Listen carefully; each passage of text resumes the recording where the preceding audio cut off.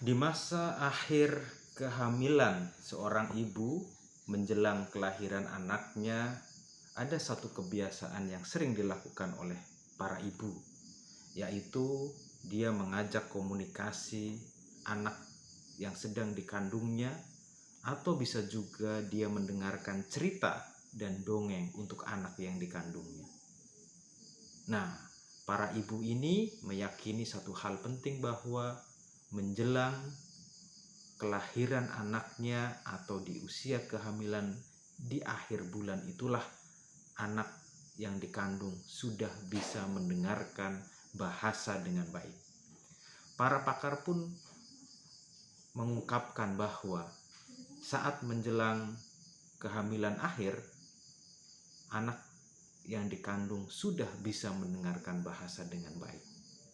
Tidak heran saat anak kemudian dilahirkan, di dalam khasanah Islam kita mengenal satu tradisi penting, yaitu melakukan azan kepada bayi yang baru dilahirkan. Ini satu kenyataan bahwa dalam Islam kalimat bahasa yang pertama kali harus didengar oleh anak yang baru dilahirkan adalah kalimat tauhid. Ini artinya saat itulah anak yang dilahirkan sudah bekerja indera pendengarannya untuk mendengarkan bunyi-bunyi yang ada di lingkungannya, bunyi-bunyi bahasa yang diucapkan oleh orang-orang di sekelilingnya. Montessori pun kemudian mengungkapkan bahwa tidak ada bunyi yang paling menakjubkan bagi anak-anak selain dari bunyi bahasa yang diucapkan oleh alat ucap manusia. Nah, dari sinilah anak usia dini kemudian memperoleh bahasa. Nah, bila kita petakan, maka pemerolehan bahasa anak usia dini itu berada dalam 3 aspek penting. Yang pertama, pemerolehan bahasa terkait dengan kinerja fisiologi anak usia dini. Ini artinya bahasa diperoleh oleh anak usia dini karena kinerja fisiologisnya, karena kerja indera, panca indera anak usia dini.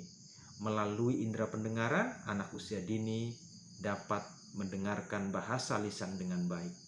Melalui indera alat pengucapan, pencecap, dengan alat ucap yang sudah lengkap, anak usia dini bisa mengucapkan, bisa mengatakan, bisa berbicara dengan bahasa yang baik.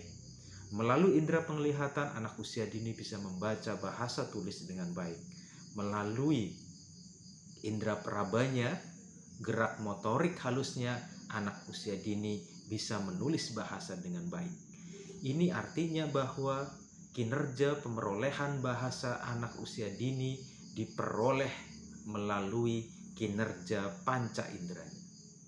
Nah, setelah kinerja panca indera itu bekerja dengan baik, maka kinerja berikutnya yang dilakukan oleh anak usia dini dalam memperoleh bahasa adalah kinerja psikologi, atau ada yang menyebut kinerja kognitif.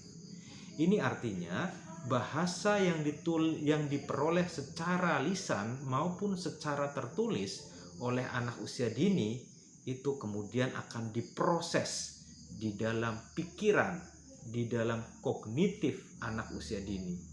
Melalui proses berpikir yang kompleks inilah anak usia dini kemudian memahami satuan-satuan bahasa, memahami satuan-satuan kalimat, memahami arti, memahami tujuan bahasa, dan sebagainya.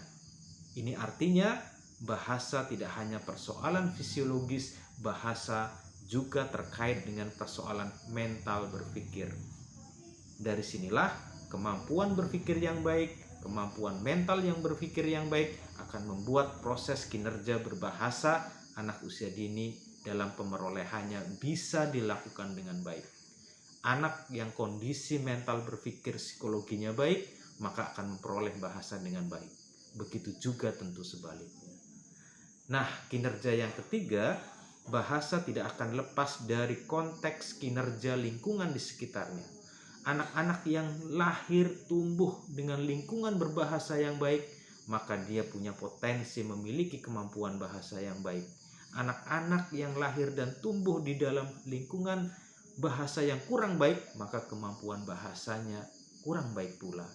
Ini artinya kemampuan fisiologis, kemampuan kognitif psikologis akan disempurnakan melalui kemampuan kinerja terhadap lingkungan berbahasa di sekitarnya, atau kemudian bisa juga masuk ke ruang sekolah. Di sini artinya bahwa pemerolehan bahasa anak usia dini ditentukan oleh 3 hal penting: kinerja fisiologisnya, kinerja psikologisnya, dan kinerja lingkungan pendidikan di sekitarnya. Untuk itu, mengidentifikasi perkembangan bahasa anak usia dini bisa kita lihat dari ketiga hal itu. Jika anak usia dini memiliki problem berbahasa yang kurang baik, maka pertama kita bisa melakukan identifikasi bagaimana kemampuan panca indera mereka. Wah, panca inderanya sudah baik dan sempurna. Maka kita akan melangkah bagaimana kemampuan berpikirnya. Wah, kemampuan berpikirnya juga baik. Maka bagaimana lingkungan sekitarnya. Jika lingkungan sekitarnya itu memang tidak terjadi proses interaksi berbahasa yang baik, maka anak ini akan memiliki potensi tidak memiliki kemampuan berbahasa yang baik. Untuk itulah kinerja fisiologis, kinerja kognitif psikologis, dan kinerja lingkungan pendidikan menjadi pondasi utama dalam pemerolehan bahasa pada anak usia dini.